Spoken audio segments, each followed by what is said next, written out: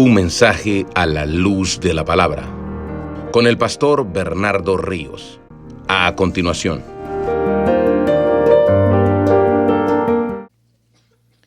Y le voy a pedir que vaya al versículo 30, por favor. Y si es tan amable, puestos en pie, vamos a leer juntos el verso 30 de Marcos 6.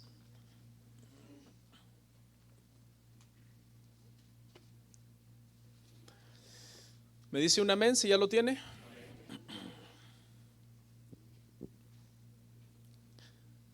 Bueno, vamos a leer la palabra, dice así. Marcos capítulo 6, versículo 30. Entonces los apóstoles se juntaron con Jesús y le contaron todo lo que habían hecho y lo que habían enseñado. Vamos a orar. Muchas gracias, Padre Santo, por este hermoso día, tu día, el día que tú hiciste, Padre, para que nos gocemos, para que nos alegremos en ti. Nos has extendido, Padre, tu misericordia para poder llegar a este lugar, alabarte, escudriñar tu palabra. En este momento, Padre, ruego tu guía, tu sabiduría, tu gracia, que todo eso, Señor, nos acompañe en este sermón. Ayúdanos a poder presentarnos como aquellos que saben trazar las escrituras, que es lo mínimo que tú demandas de un expositor, para exponerlas con precisión, para poder edificar correctamente a los santos, no solamente para que sirvan en la obra del ministerio, pero para que vivamos una vida de piedad que glorifique tu nombre, Señor. Te pedimos todo esto en el precioso nombre de Jesús. Amén. Amén.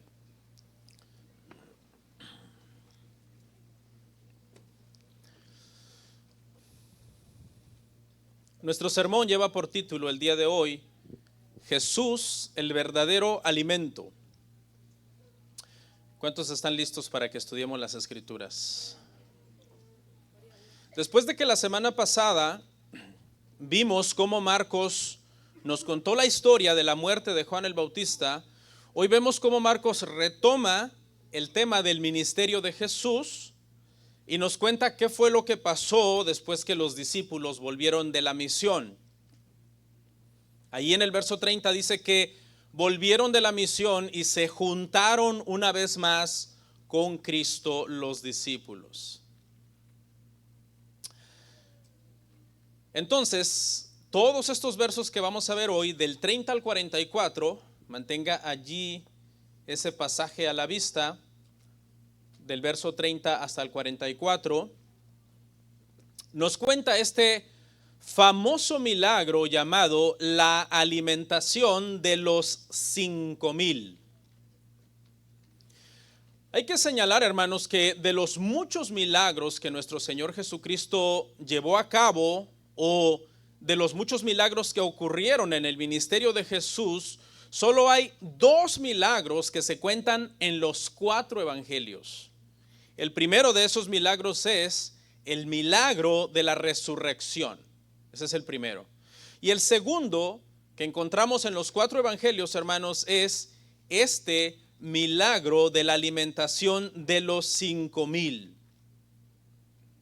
Así que este acontecimiento que vamos a estudiar el día de hoy debe de ser importante, como para que los 4 evangelistas lo hayan considerado especial para ellos y lo hayan incluido todos los 4 en los relatos de ellos. Lo podemos encontrar en los 4 evangelios. Sin embargo, hermanos, esto es más que un milagro en donde vemos una demostración del poder de Jesús. También es una demostración de su misericordia, del tierno cuidado que Él tiene por los demás. Vemos en este pasaje a nuestro Señor Jesucristo dando descanso a sus discípulos que estaban muy cansados, y lo vemos también proveyendo comida para una multitud de personas que estaban hambrientas. Es un pasaje donde podemos verlo al Señor en diferentes facetas. Lo podemos ver, número uno, como un buen maestro que tiene cuidado de sus discípulos. También lo podemos ver como un buen pastor que tiene cuidado de las ovejas errantes. Pero también este pasaje habla en sí de cómo Jesús es el verdadero pan de vida. Detrás de estos títulos, hermano, que de repente encontramos en estos pasajes como la alimentación de los 5,000, se esconde en sí un mensaje cristológico. Y eso es lo que nosotros tratamos siempre de encontrar en estos pasajes. Más allá de una mera historia, tratamos de encontrar qué es lo que estos pasajes nos hablan sobre Cristo. Entonces, tomando eso en cuenta, hermanos, vamos a ver nuestro sermón bajo 3 puntos muy sencillos. El primero, Jesús, el buen maestro, verso 30 al 32. Punto 2, Jesús, el buen pastor, verso 33 al 34. Y punto 3, Jesús, el pan de vida, verso 35 al 44. Esa será nuestra sección más larga. Veamos a Jesús entonces, hermanos, como el buen maestro en el punto número 1, y vamos a leer una vez más del verso 30, pero ahora vamos a continuar hasta el 32. Por favor, sígame ahí con su vista. Dice así. Dice, entonces los apóstoles se juntaron con Jesús y le contaron todo lo que habían hecho y lo que habían enseñado. Él les dijo, venid vosotros aparte a un lugar desierto y descansad un poco, porque eran muchos los que iban y venían, de manera que ni aún tenían tiempo para comer. Y se fueron solos en una barca a un lugar desierto. Acuérdense, este punto número 1 es Jesús el buen maestro. Y lo que vemos aquí a Jesús es siendo consciente del cansancio y del hambre con la que sus discípulos vuelven de la misión y el cuidado que Él les quiere proveer en este momento. El verso 30 dice, entonces los apóstoles se juntaron con Jesús y le contaron todo lo que habían hecho y todo lo que habían enseñado. Acuérdese que los apóstoles se fueron a una misión. Marcos capítulo 6, versículos 7 al 13. Se fueron a una misión. El Señor los envió de 2 en 2. Ya vimos ese pasaje verso a verso y lo analizamos. Marcos nos está indicando aquí entonces que después de esta misión, los apóstoles se juntan una vez más con Cristo. Marcos no dice cuánto tiempo duró la misión. Sin embargo, dicen los estudiosos que es probable que esta misión haya durado muchos días. Uno la lee, ¿verdad? Y te toma 3 minutos pasar de un verso a otro y piensas que ya regresaron. Pero los estudiosos dicen que pudo haber durado incluso semanas esta misión, donde los apóstoles estuvieron entonces por una larga gira ministerial por toda esta región de Galilea, que fue la región a la que el Señor los mandó. ¿Qué estuvieron haciendo los apóstoles en esta misión? Ya lo vimos en Marcos capítulo 6, verso 12 al 13, dice que estuvieron sanando a los enfermos, echando fuera demonios, predicando el evangelio, enseñando el mensaje del arrepentimiento, que era precisamente las cosas a las que Cristo los había mandado. En pocas palabras, estuvieron haciendo, escuche, lo que se les mandó. Imagínense en esta escena, hermano, a los apóstoles, seguramente estaban muy emocionados, contándole a su maestro los detalles de la misión, como los enfermos fueron sanados. Señor, fíjate que le puse las manos a alguien encima, tenía una enfermedad incurable y en ese momento fue sano. Y nos dijo, soy sano. Imagínense la emoción, hermano, de contar cómo liberaron a alguien que había estado poseído por un demonio por mucho tiempo y que lo había estado atormentando. Pero sobre todo, imagínense la emoción de decirle, fíjate, Señor, que llegó alguien que era muy escéptico, no creía, le predicamos, lo llamamos al arrepentimiento y creyó. Y ahora cree y es un cristiano. ¿Cómo habían logrado todo eso? Marcos ya nos enseñó que el Señor les había dado una autoridad y un poder especial para sanar a los enfermos, echar fuera a los demonios y predicar el evangelio. Entre paréntesis podemos ver aquí una enseñanza para nosotros, hermanos, los que somos ministros, de cómo nosotros tenemos que dar cuentas al Señor de lo que nosotros hacemos. Porque si usted lo ve, eso es lo que están haciendo los apóstoles. De alguna manera están contándole lo que hicieron y lo que enseñaron. Fíjate, Señor, fuimos a tal lado. O sea, cómo usaron el tiempo que duró la misión. Cómo usaron el poder y la autoridad que el Señor les había dado para la misión. Cómo usaron los dones que el Señor le había dado. Los ministros del Señor no somos, hermano, autónomos. No nos mandamos a nosotros mismos. Nosotros tenemos que hacer como ministros lo que el Señor nos manda. Usar los dones, el poder y la autoridad que Él nos ha dado para poder servir al Señor. Le informaron de todo. El ministro fiel debe de ser así como los apóstoles. Debe de presentarse al Señor en oración y decirle: Señor, así es como estoy usando el tiempo, leo tu palabra, oro, voy a tu casa, te sirvo, amo a los demás, amo tu palabra, amo la iglesia, amo que las personas se conviertan. El ministro debe de enseñar la Biblia sistemáticamente, debe de celebrar los santos sacramentos, llamar al pueblo a la oración, llamar al pueblo a la adoración, llamar al pueblo a la comunión constante con Dios. Ese es el trabajo del ministro. Y esas cosas son por las que debemos de dar cuentas al Señor, en cómo estamos usando nuestro tiempo. El versículo 31 dice: Él les dijo: venid vosotros aparte a un lugar desierto y descansad un poco, porque eran muchos los que iban y venían, de manera que ni aún tenían tiempo para comer. Habían regresado de una gira ministerial muy larga.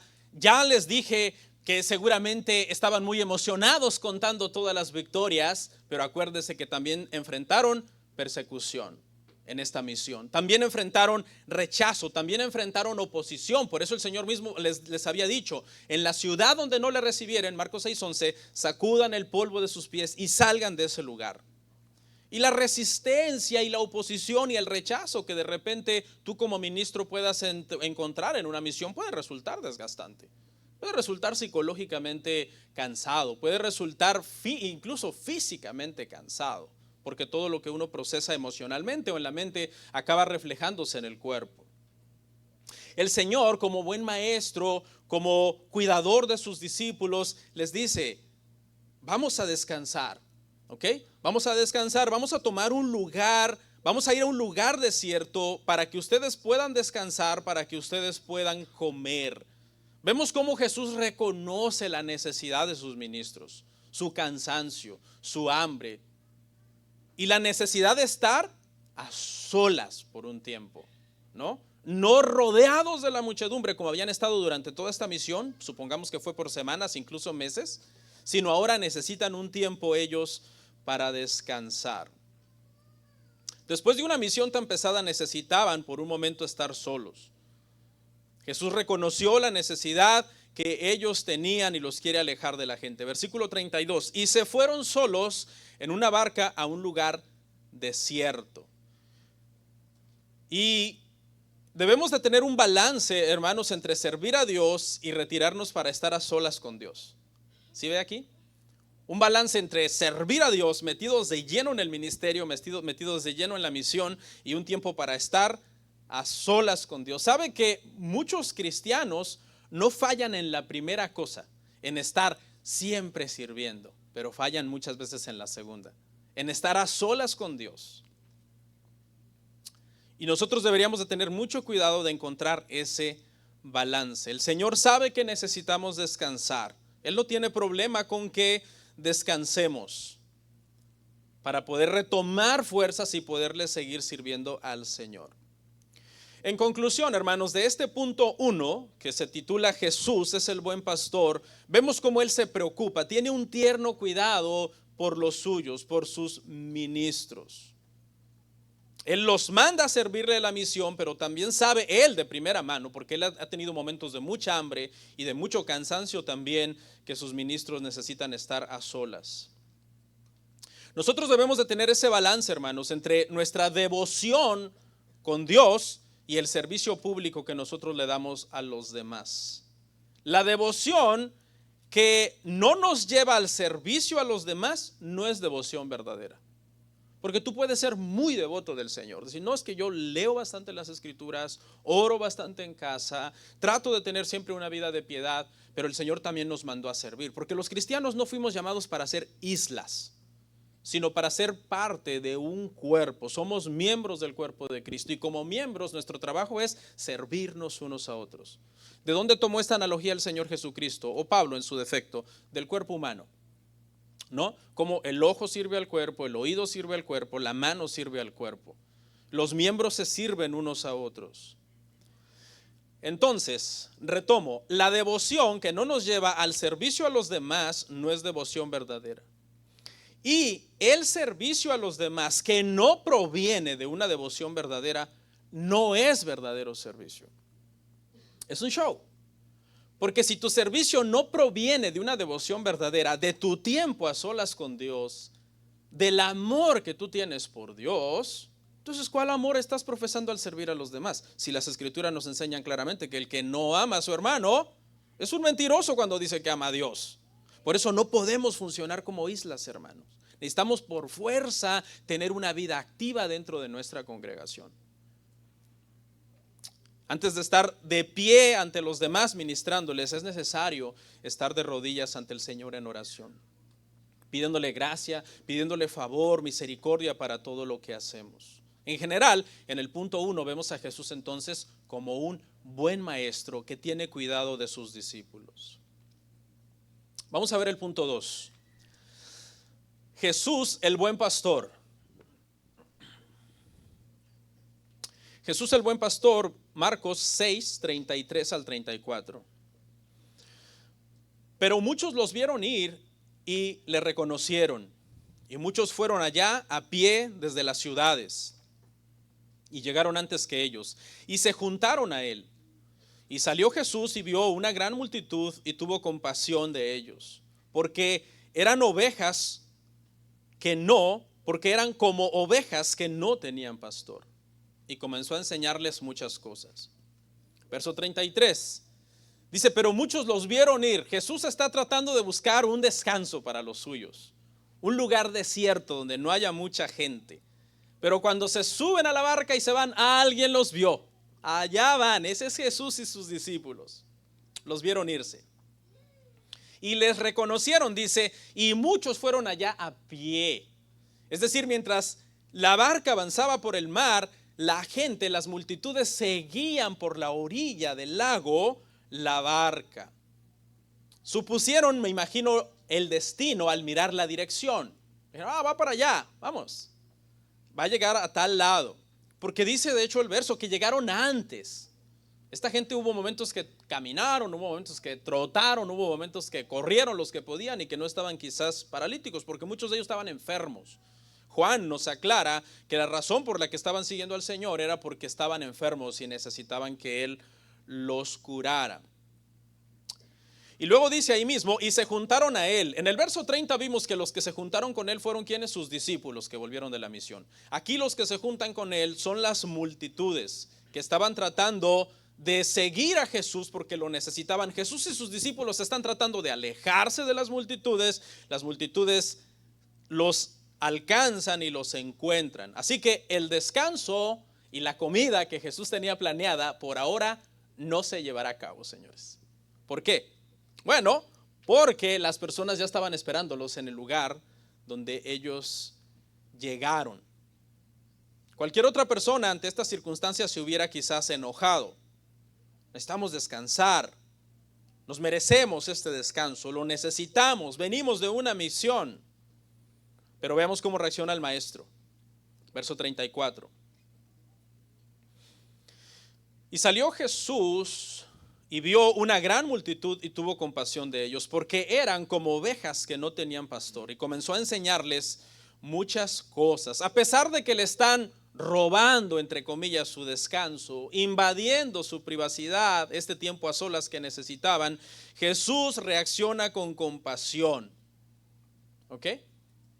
Jesús pudo haber hecho muchas cosas, pudo haber dicho, hey, allá están en la orilla, vámonos para otro lado. O bajarse de la barca y despedirlos y decirles, necesitamos descansar, tienen que entender que necesitamos descansar. La palabra compasión es una palabra muy interesante. A mí me gusta mucho el latín y en el latín viene de compasio, que significa sufrir con alguien. Compasión, sufrir con alguien. Muchas veces decimos, ay, me da compasión cierta persona, pero si necesita algo, ay, que Dios lo ayude.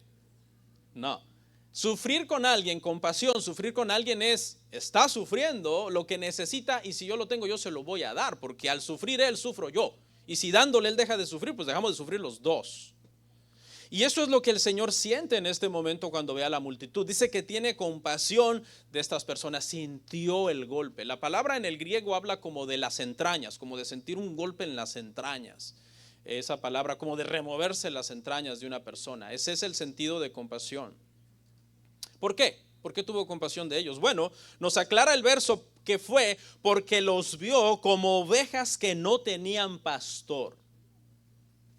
En el contexto agrario, hermanos, del siglo I, una oveja sin pastor era una oveja que corría grave peligro.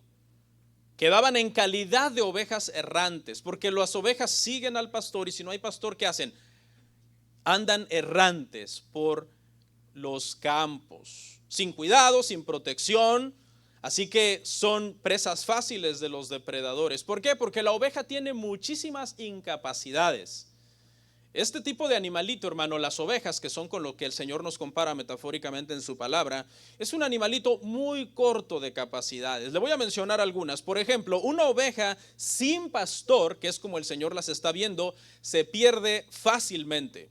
Tiene poco sentido de ubicación, su vista es mala, su oído es muy corto y sin tener a alguien a quien seguir, fácilmente se sale del camino y vaga sin rumbo. Esa es una de las características de una oveja. Y ¿saben qué, hermanos? En muchos sentidos, los seres humanos, dejados a nosotros mismos, nos parecemos mucho a las ovejas. La vida puede ser dura en ciertos momentos, puede ser que llegue un momento en que nos toca tomar una decisión y no sabemos qué hacer. Puede llegar un momento en que tenemos entre dos caminos, camino A y camino B, cuál tomar y no saber qué camino tomar. Ahí es donde nosotros necesitamos, ¿a quién?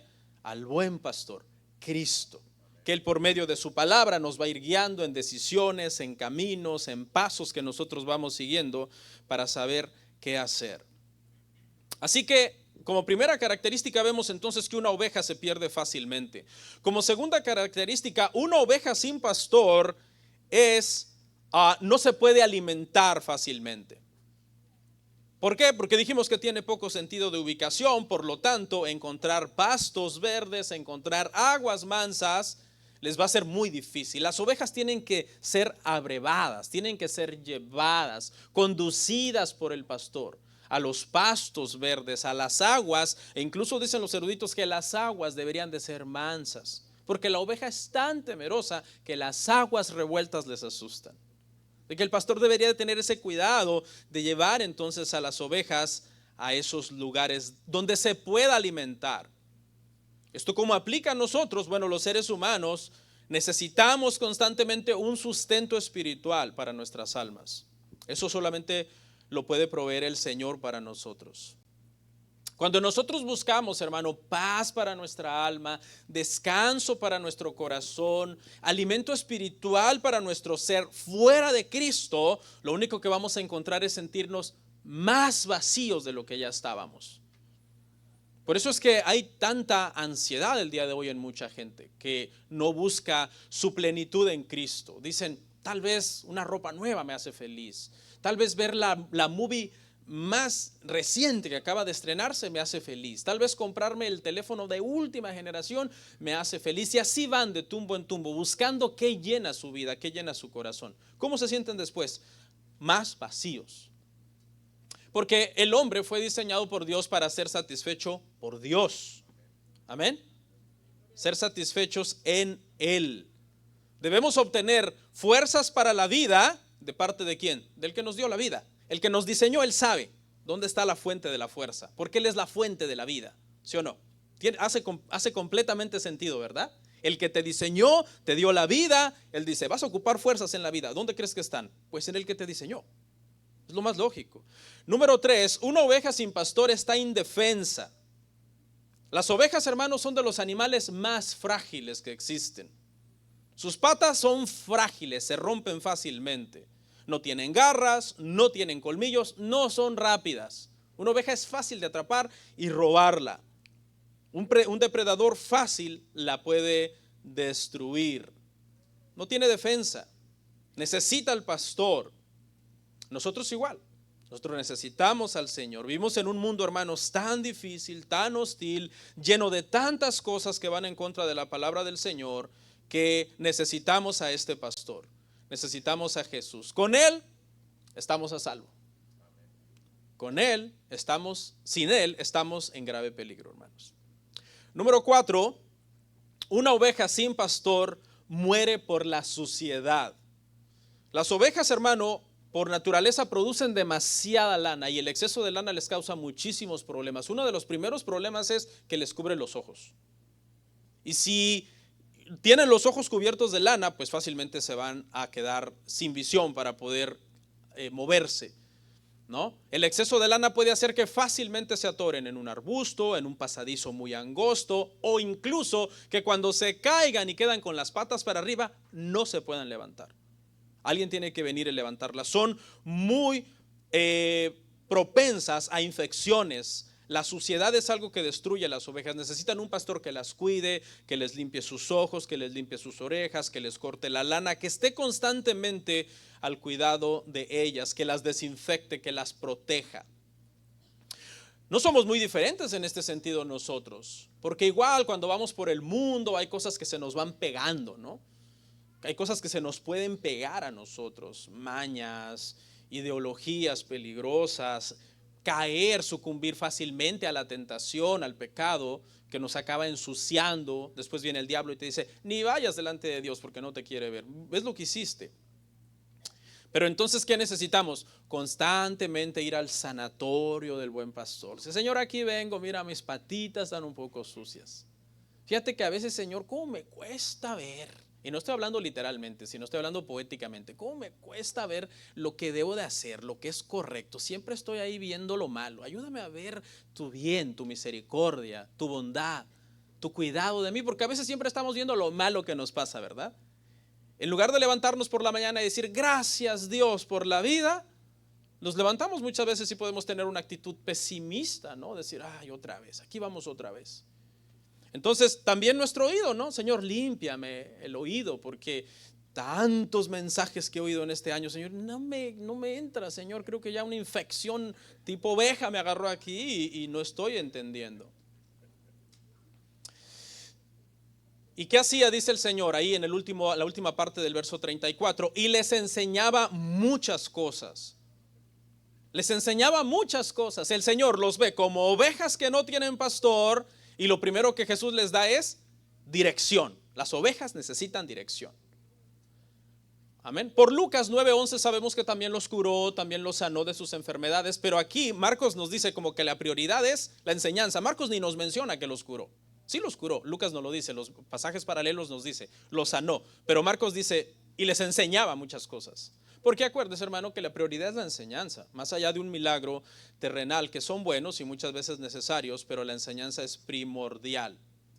Los cura para demostrarles que el mensaje es verdadero, que así como tiene poder para sanarlos de una enfermedad, tiene poder espiritual para salvar su alma. Así que la sanidad física que Jesús proporcionaba, mientras estaba limitada solo a esta vida, la enseñanza que les daba tiene beneficios, hermanos, de vida eterna para nosotros. Conclusión del punto 2. ¿Cómo se llamó nuestro punto 2? Jesús es el buen pastor. ¿Cuál es la conclusión de este punto? Todo parece indicar, hermanos, que cuando Jesús dijo que vio a esta multitud como ovejas que no tenían pastor, Jesús, que conocía muy bien la Escritura, Jesús tiene en mente un pasaje del Antiguo Testamento. ¿Y sabe qué pasaje es? Ezequiel 34. Todo parece indicar que ese es el pasaje que tiene en mente. ¿Por qué? Porque en la profecía de Ezequiel 34 hay una acusación en contra de los pastores que no cuidaban las ovejas y que por eso las ovejas andaban errantes como ovejas sin pastor. ¿Y sabe qué? No las cuidaban, las abusaban. Vamos a ver 3 citas en Ezequiel. Primero 34:2. Hijo de hombre, profetiza contra los pastores de Israel, profetiza y di a los pastores, así ha dicho Jehová el Señor, ay de los pastores de Israel que se apacientan a sí mismos. Pregunta, dice ahí, ¿no apacientan los pastores a los rebaños? Aquí, hermano, la palabra pastores aquí no se refiere al contexto de un pastor de iglesia, porque no habían iglesias en Israel en ese entonces. Se refiere a los líderes religiosos, incluso a los gobernantes, a los reyes, que abusaban del pueblo, no cuidaban a las ovejas. La gente estaba sufriendo porque en algún sentido estaban como ovejas sin pastor. En lugar de ayudar a la gente, abusaban a la gente. Para los tiempos de Jesús, Jesús acusó a los escribas y fariseos de robar a las viudas, de extorsionar incluso a los huérfanos y abusar de los pobres. ¿Dónde hemos visto eso, verdad? Actualmente, hermano, hay muchos malos pastores que no están pastoreando el rebaño, están abusando del rebaño.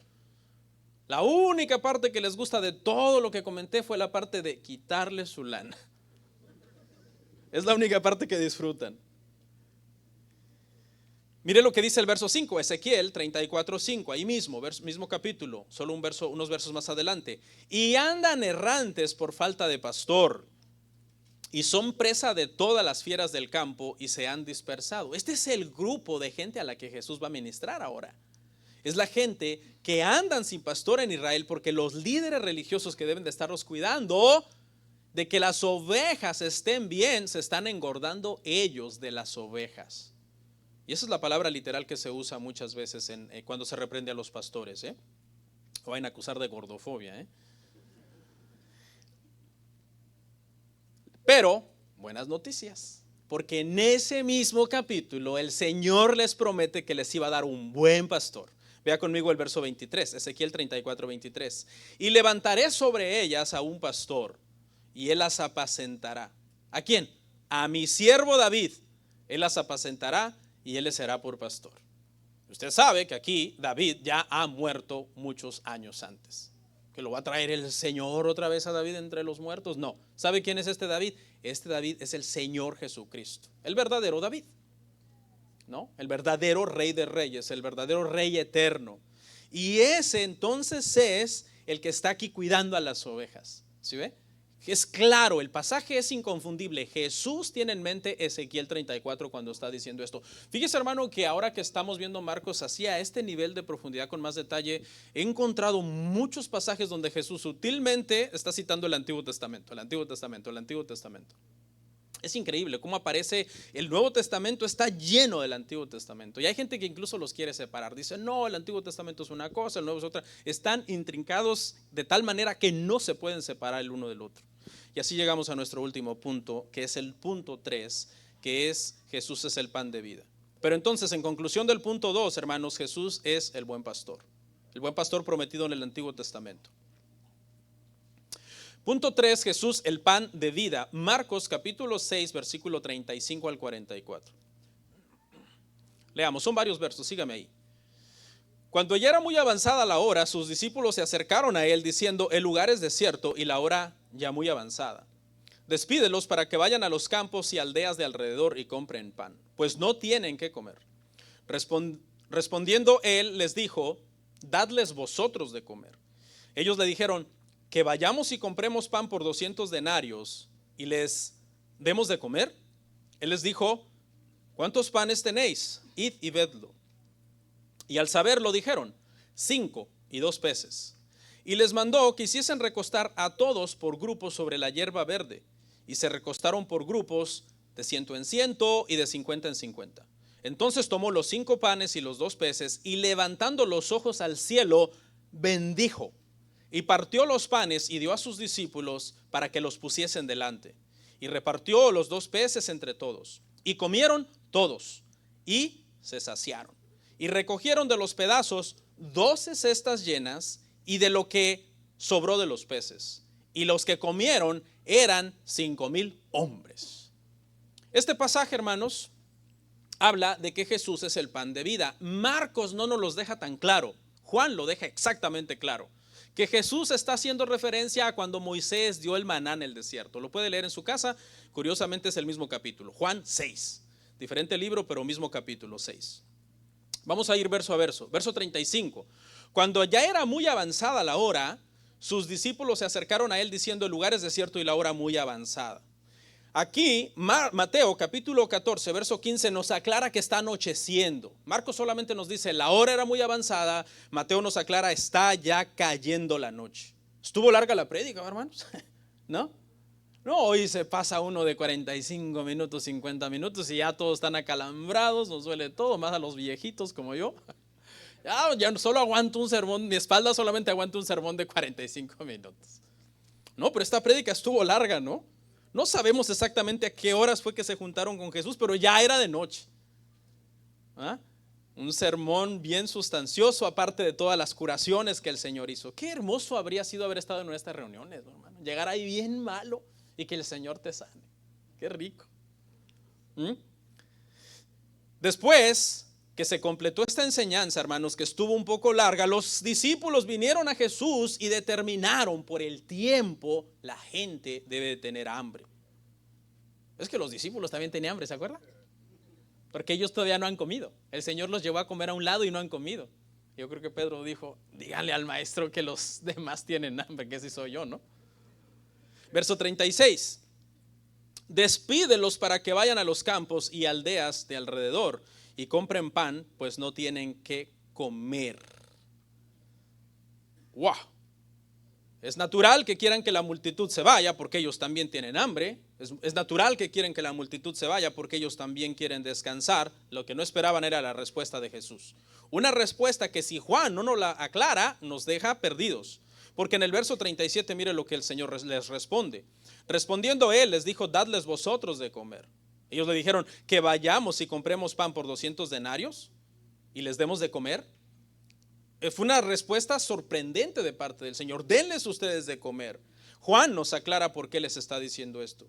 Y Juan nos dice que está probando la fe de los discípulos. Veamos Juan capítulo 6 versos 5 al 7. Juan 6, 5 al 7. Cuando alzó Jesús los ojos y vio que había venido a él gran multitud, dijo a Felipe: ¿de dónde compraremos pan para que coman estos? Pero esto decía para probarle, porque él sabía lo que había de hacer. Felipe le respondió: 200 denarios de pan no bastarían para que cada uno de ellos tomase un poco. ¿Por qué Jesús hace esta pregunta, verdad? Él ya sabe que les va a dar de comer a esta gente. Porque no hay forma humana de darles de comer. ¿Sabe por qué Jesús hace la pregunta, hermano? Porque Jesús quiere que los discípulos analicen bien el problema en el que están metidos, bien el dilema y que lleguen a la siguiente conclusión. Antes de Jesús darle de comer a la gente, Jesús quiere que los discípulos mediten y digan: humanamente es imposible. Ya cuando ellos llegaran a esa conclusión, humanamente es imposible, ahora es que el Señor va a actuar. Por eso es que les hace esa pregunta.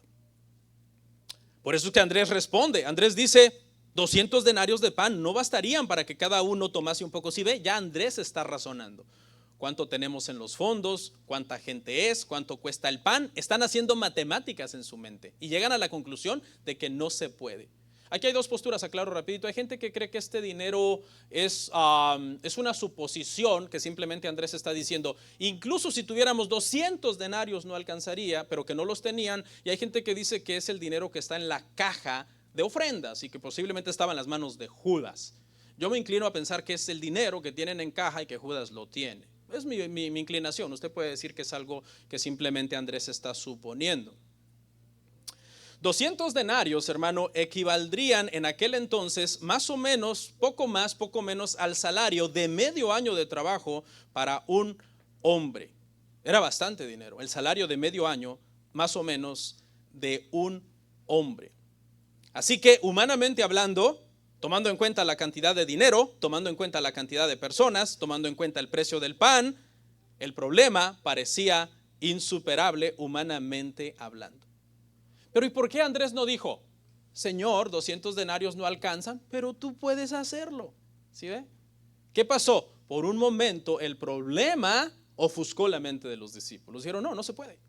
Aunque ya habían visto a Jesús, ¿verdad?, traer muertos a la vida y crear miembros, restaurar miembros que estaban completamente muertos y hacer cosas extraordinarias como darle una orden al mar que se callara. Están enfocados en el problema, y cuando están enfocados en el problema y en buscarle una solución humana al problema, descartan la intervención divina. Y eso nos puede pasar muchas veces. El problema nos puede ofuscar tanto, buscarles solución humana al problema, y en esa lucha entre el problema, la solución humana es imposible que solucione el problema, perdemos de vista a quién, al que está ahí con nosotros y que tiene la respuesta y la solución de ese problema. Tenga cuidado que no le pase eso, hermano. Mire, cuando usted esté pasando por una lucha, una encrucijada, una decisión, un problema en su vida, sea salud, sea legal, sea dinero, sea trabajo, ¿qué dijo el Señor? Entren a su aposento, cierren la puerta y oren a su Padre que está en lo secreto. Pídale a Dios desesperadamente: ayúdame, Señor, te necesito, para que sus ojitos de oveja que usted tiene, sus orejitas de oveja, se le puedan limpiar y usted pueda tener comunión con el Señor y ver claramente cómo el Señor está ahí y todo está en las manos de Él. Verso 38, Él les dijo: ¿cuántos panes tenéis? Id y vedlo. Y al saberlo dijeron 5 y 2 peces. Una vez más, Juan nos hace una aclaración sobre este asunto. Mire lo que nos dice Juan, capítulo 6, verso 8 al 9. Juan 6, 8 al 9. Uno de sus discípulos, Andrés, hermano de Simón Pedro, le dijo: aquí está un muchacho que tiene 5 panes de cebada y 2 pececillos. Mas, ¿qué es esto para tantos? O sea que esta comida ni era de los apóstoles, era de un muchacho. Era el almuerzo de un muchachito que andaba por ahí en esta reunión. Andrés lo cuenta como suyo, no porque hayan sido comunistas, no. Andrés lo cuenta como suyo porque seguramente el muchacho les dijo: yo se los dono. Por eso Andrés dice: tenemos, aunque no era de él, ¿no? Era del muchacho. Aquí hay una enseñanza entonces, porque resulta que este muchacho es muy generoso, hermanos. Escuche, este muchacho está dispuesto a renunciar a su almuerzo, darlo, quedarse sin nada. ¿Ok? Vemos la generosidad de este muchacho y ¿sabe qué? Vemos su generosidad a pesar de su pobreza. Porque resulta que nos dijo Juan que los panes eran ¿de qué? De cebada. Y dicen los eruditos que era el pan de los pobres. Era el pan más áspero, uno de los panes más difíciles de comer. Así que este muchacho no solo es generoso, su generosidad implica un cierto sacrificio, porque él quizás era todo lo que tenía, pero está dispuesto a darlo. Wow. Estos panecillos de cebada, panecillo de los pobres, se iban a convertir en un manjar en el desierto. Verso 39. Y les mandó que hiciesen recostar a todos por grupos sobre la hierba verde. Estaba leyendo un comentario de un comentarista y me llamó la atención. Dice que él siempre que leía este verso, él decía: ¿y por qué Marcos dijo hierba verde? Dice: estuve batallando mucho tiempo. ¿Por qué verde? ¿Por qué no dijo y los hizo recostar sobre la hierba? Dice el comentarista: ¿y por qué verde? Y dice que llegó al entendimiento él de que de alguna forma este verso conecta con el Salmo 23.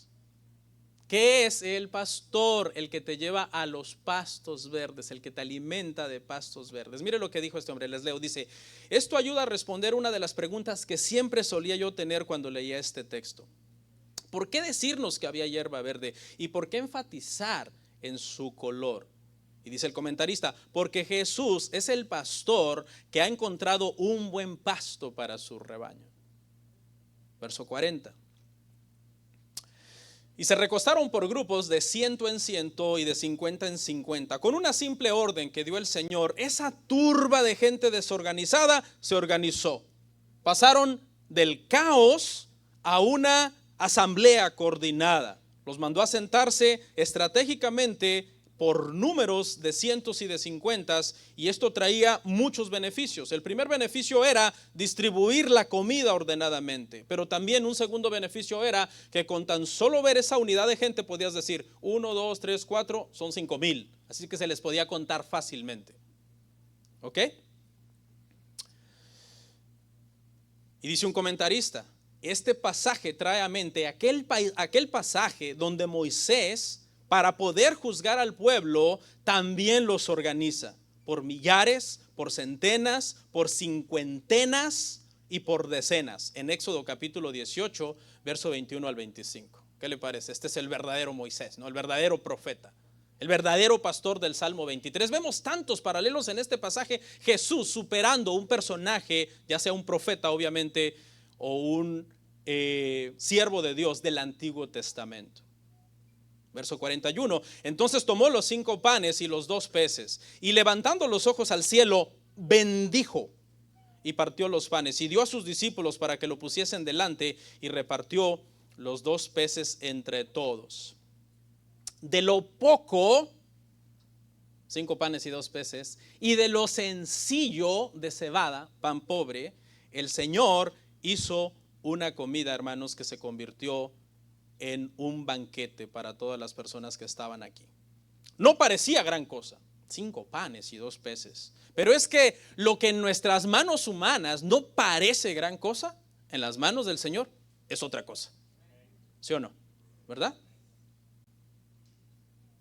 Me llama fuertemente la palabra bendijo. Si uno lee rápido el verso, tú puedes entender como que bendijo los alimentos, pero no dice exactamente eso. Los comentaristas dicen que bendijo al Padre, a Dios, como agarrando el pan, los peces, te bendigo a Dios. Wow, la enseñanza del Señor, hermano. Y con esto no quiero decir que no ore por sus alimentos, ore por sus alimentos. Pero está reconociendo cómo todo viene de Dios. Incluso el Hijo, el Todopoderoso, reconoce la provisión del Padre en su vida.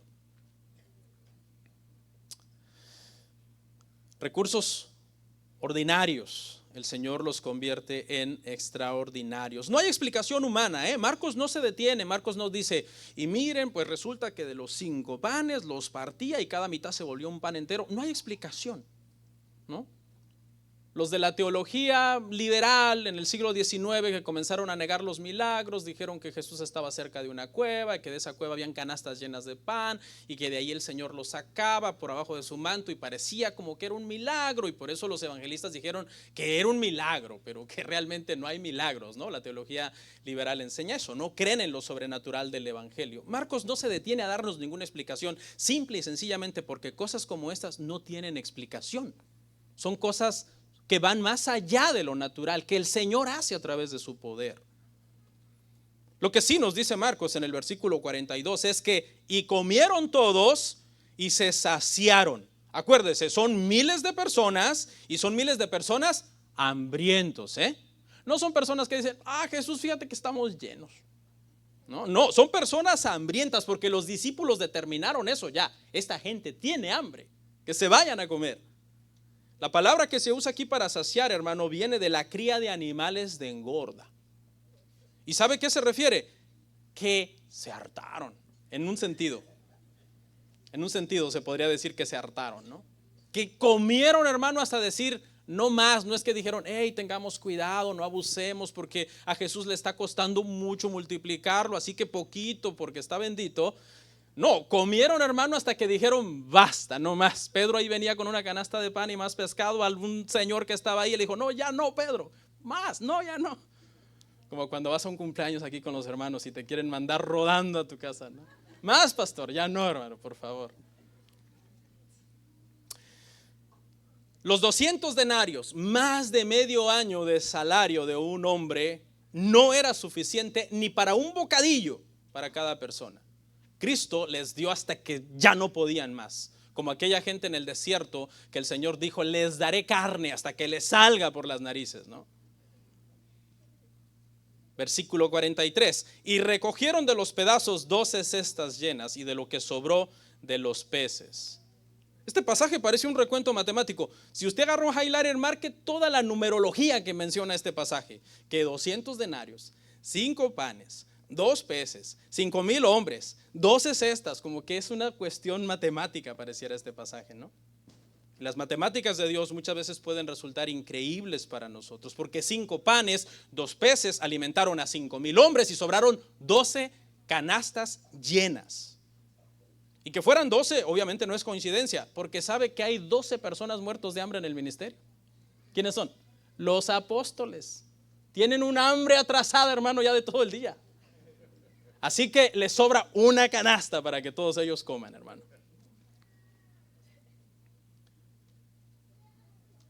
Imagínense la emoción cuando ya todo el mundo se fue y por fin los apóstoles se sentaron cada uno con su canasta, ¿no?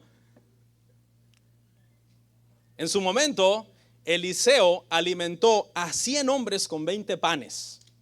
Dice que el siervo le dijo, hay 100 hombres y 20 panes, no alcanza, no se van a llenar. Está en Segunda de Reyes 4, 42 al 44. Eliseo fue usado por el Señor milagrosamente y alcanzaron 20 panes para 100 hombres. Que matemáticamente no es tan imposible, cortar un pan en 4 ya es para allá hay 80 pedazos, ¿no? Ya nomás faltaría otro pedacito a cada uno. Pero aún así fue un milagro. La Biblia nos lo pinta en Segunda de Reyes 4, 42 al 44 como un milagro. 20 panes para 100 hombres. Pero aquí imagine la dimensión del milagro. 5 panes para 5,000 hombres. Porque Cristo es superior que Elías, superior que Eliseo, superior que todos los profetas. Y para descanso de vuestras almas, hermanos, he llegado al verso 44. Pobrecitos de ustedes, ¿ah? Todos estos versos, exégesis, verso a verso. No se preocupen, se van a ganar un buen tibón después de este sermón, hermanos. Escuche, y los que comieron eran 5,000. Lo bueno que tenemos pasajes paralelos en otros evangelios, ¿ah? Porque ¿qué cree? Comieron más de 5,000 en sí. Mateo 14, 21 nos lo explica así. Y los que comieron fueron como 5,000 hombres, sin contar las mujeres y los niños. Echa a andar la imaginación. Un hombre, su esposa y 2 hijos. Como 20,000, 25,000 personas en sí comieron. ¿Sí? Así que no fueron entonces 5 panes para 5,000 hombres. 5 panes para 20,000 personas. Es que el milagro de Eliseo se queda muy atrás del milagro del Señor. Conclusión del punto 3. Jesús es el pan de vida. El milagro, hermanos, fue tan extraordinario. Por eso es que está en los 4 evangelios juntamente con la resurrección, que la gente lo quiso coronar rey. Mire cómo nos lo cuenta Juan 6, 14 al 15. Aquellos hombres entonces, viendo la señal que Jesús había hecho, dijeron, este verdaderamente es el profeta que había de venir al mundo. ¿Quién es ese profeta? Deuteronomio capítulo 18. ¿Sí ve? Está lleno los evangelios del Antiguo Testamento, que había de venir al mundo, pero entendiendo Jesús que iban a venir para apoderarse de él y hacerle rey, volvió a retirarse al monte él solo. Aquí estaba un hombre, tenía poder ilimitado para alimentar a miles. ¿Qué dijo la gente? La gente dijo, seguramente tiene poder entonces para derrocar a Herodes, que acababa de matar a Juan, tomar el poder y ser nuestro rey, proveernos todo lo que nosotros necesitamos. Pero ¿sabe qué? Era un interés mezquino y egoísta. Querían un rey para la nación, pero no querían un rey para su corazón. Por eso es que Jesús no se deja coronar rey, porque él sabe que lo están buscando. ¿Por qué? Por la comida. De hecho, Juan capítulo 6, verso 26 al 27 dice que van a buscar a Jesús una vez más. Danos de comer, y el Señor les dice, ustedes me buscan porque les di de comer. Trabajen no por la comida que perece, sino por la comida que a vida eterna permanece. ¿Y saben quién era esa comida de la que le estaba hablando el Señor? Él mismo era esa comida, Él.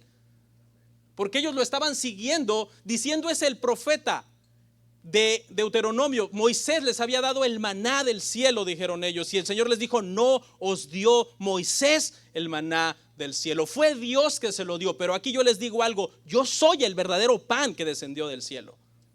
Pero a él no lo querían en ese aspecto. Lo querían para ayúdame, dame lo que yo necesito. Pero yo no me quiero entregar a ti reconociendo que tú eres el pan de vida. Vamos a concluir, hermanos, entonces este sermón. Marcos capítulo 6, verso 30 al 44. Todos estos versos que vimos hoy. Hay algo muy interesante. Por lo menos 4 mensajes podemos encontrar en este pasaje para nosotros, hermano. 4 mensajes.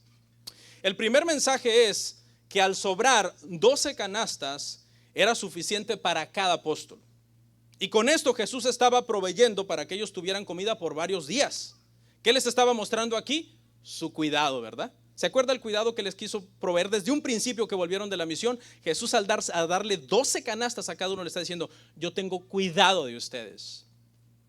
El segundo mensaje es que al darles una canasta a cada uno, estaba diciendo, ustedes pensaron que era humanamente imposible, con 5 panes y 2 peces alimentar a toda esta gente. Pero miren, sobró hasta para ustedes. Así es que tienen que tener más fe en mi poder.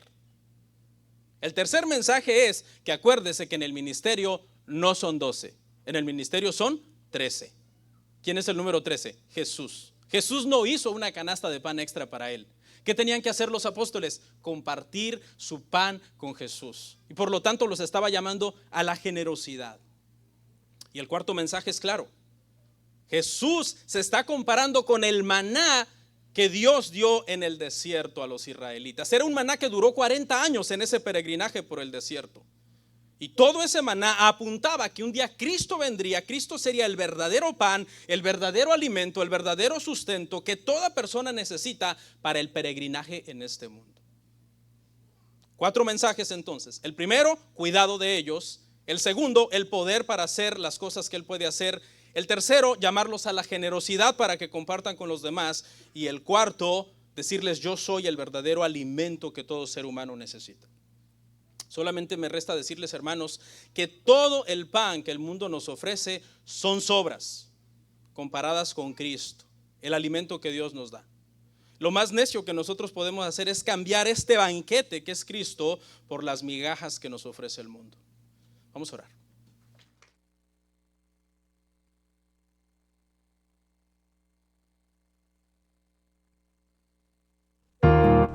Comparte, suscríbete, dale like. Gracias por tu sintonía. Hasta la próxima. Bendiciones.